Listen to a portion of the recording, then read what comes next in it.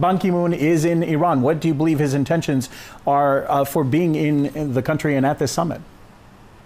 Well, I think Mr. Ban Ki-moon does recognize the fact, and he has said so, that Iran is a key player in the region.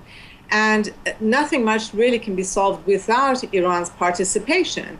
Now, I'm sure that the United States and Israel would like Mr. Ban Ki-moon to come down hard on Iran, but he's also aware of the fact that 2/3 of the countries that belong to the United Nations are member countries of the Nine Aligned Movement. And the Secretary General of the UN has always been invited to these summits. And for him to have not gone, it would have been to have ignored 120 countries, 2/3, and over half the population of this world. And I don't think that would have boded well for Ban Ki-moon. Well, the U.S. State Department has been a little bit controversial in their saying that they didn't think Iran was even deserving of Ban Ki-moon's presence. What do you make of this statement? Well, I think the United States State Department likes to say many things. And I think it's precisely because they do make comments like this and because they do tend to be very aggressive in their foreign policy towards certain countries in particular, although I think they have the whole goal in mind. They would love to be a global hegemonic power.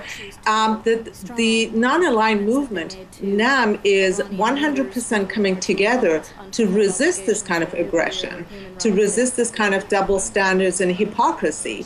And I think that's probably really ticking off the United States at this point. Well, if you look back at, kind of focusing on Syria now, if you look back on the UN has always said Iran needs to be a part of the solution. Iran's foreign minister has announced that some non-aligned nations have created their own group to resolve the crisis in Syria. How likely is it that the countries insisting on military intervention in Syria will not paralyze the new body? Well, I hope that they are successful in resolving the Syrian issue. One has to bear in mind, although America likes to point the finger at Iran and Russia for what's happening inside Syria and their support for President Assad. In fact, the whole uprising in Syria started with America. It's got CIA's prints all over the place.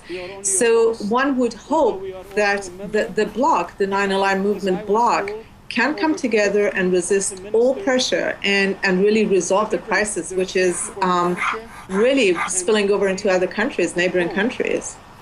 Now, switching to the nuclear situation in Iran, Iran has granted permission to foreign delegations to visit the nuclear enrichment facility at Natanz, a plant at the heart of the country's nuclear dispute. How do you assess this move?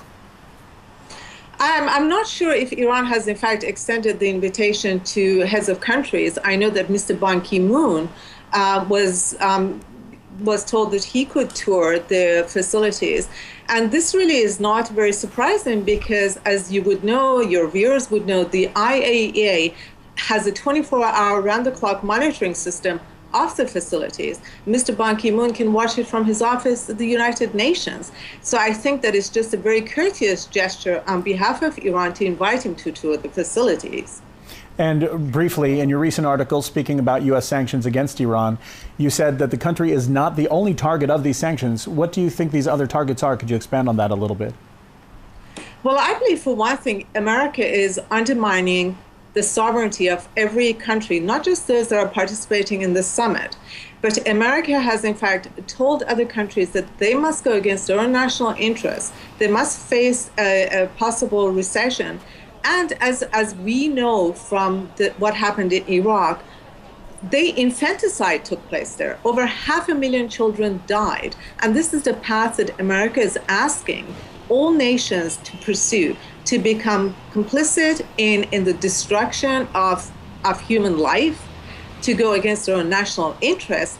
And I think we only, as countries, as global countries, we're only as strong as our weakest link. And I think that if we allow one link to be destroyed, we're working towards destroying all the other links. So Iran, it would have a domino effect. Next, there's another country, and at some point, other nations have to stand up to America and say, enough is enough. We will do what is in our best interest. All right, I appreciate your thoughts. Independent researcher and writer Soraya Sipapour Ulrich from California.